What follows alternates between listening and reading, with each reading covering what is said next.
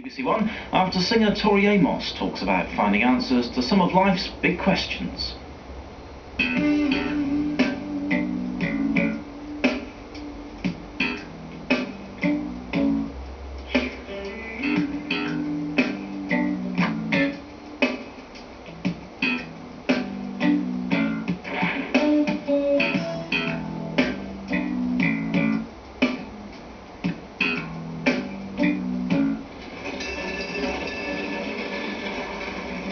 Hello, today I'm in San Francisco, where the singer-songwriter Tori Amos is halfway through a world tour, taking in 200 venues.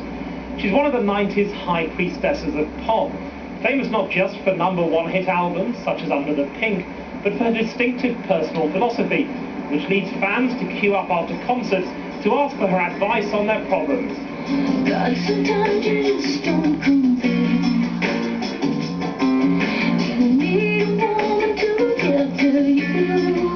Like Madonna, Tori Amos draws on religious imagery and experience in songs which are confessional and often designed to shock. In one song, she playfully raises the possibility of Christ having been a woman. Tori Amos's father was a Methodist minister. Her mother was a Cherokee Native American. A child prodigy, she was sent to music academy at the age of 5, but was thrown out for preferring Lennon to Liszt. Now at 32, she's one of the most talked about names in contemporary music.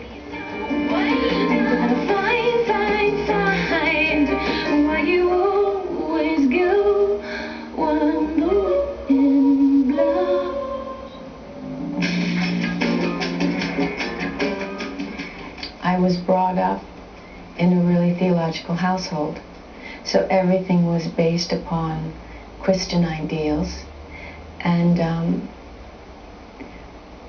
I think my dad really wanted to be Billy Graham or James Dean, and he finally decided that Billy Graham was the right choice.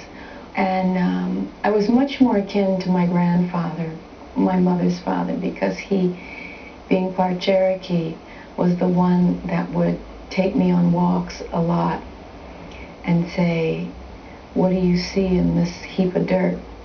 And I'd say, "Well, a heap of dirt, Papa." And he'd say, "You are not my granddaughter. What do you see?" So he was the one that began to really kind of remind me of the old ways, whether you talk about it in Celtic mythology or Egyptian mythology or Native American, the belief that it's the balance of male and female energy, that they are equal, that the word does not just pass through the patriarchy. You were what is called a child prodigy. You were exceptionally talented at the piano at a young age, which is why you were sent to the conservatory. Did that seem natural to you? I think that I've been a musician before. I think that I don't believe in just having one experience of life form. I wouldn't say I believe in traditional reincarnation because I don't really know how it works. But I think that you have a soul, and I believe that you keep going. But why, because you had this exceptional talent for music, why would you have to have been a musician before? Why could you not just be a once living human being with an exceptional talent for music? I just remember things too well. There'll be pieces of music, especially classical music, that I'll hear, and I would know what it was supposed to do. I remembered it. I knew where it was going. And I would hear somebody in class play it, and the teachers would be saying, "Well, that's how Mozart would have played it," and I'd say, "How do you know? That's not right." With a lot of my compositions, they would say, "You can't go here. You can't resolve this chord here. It's a weak resolve." And I'm like, they're dancing in the aisles to my weak resolve.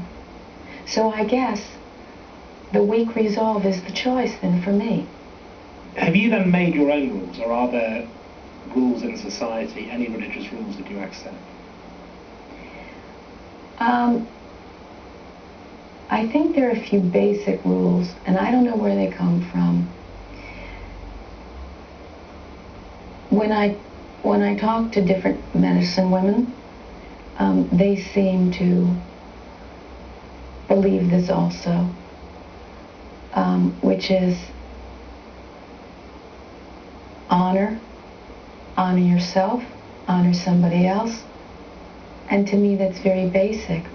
Yeah, but when you write a line like, "We know it was a girl back in Bethlehem," do you think they're not going to like that? Those Christian Republicans, those fundamental Christians, do you think I'm going to shock them? Do you want to?